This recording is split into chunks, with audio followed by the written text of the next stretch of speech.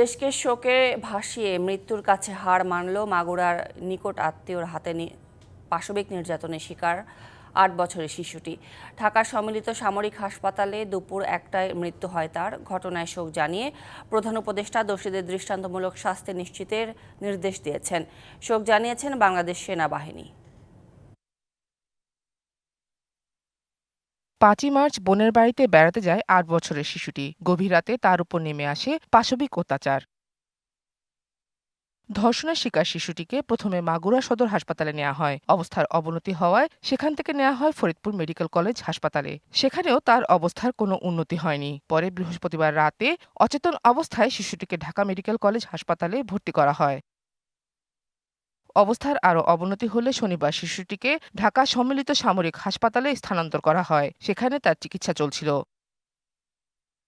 বৃহস্পতিবার সকালে ৩বার cardiac arrest হয়েছে। ২বার স্থিতিশীল করা গেলেও তৃতীয়বার আর হৃদস্পন্দন ফিরে আসেনি বলে এক বিবৃতিতে জানিয়েছে আইএসপিআর।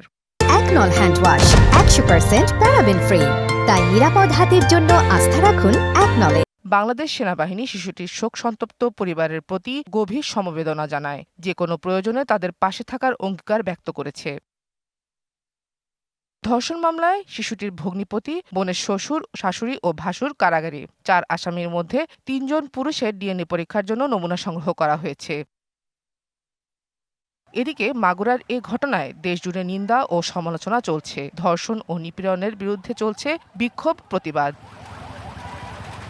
DBC news desk.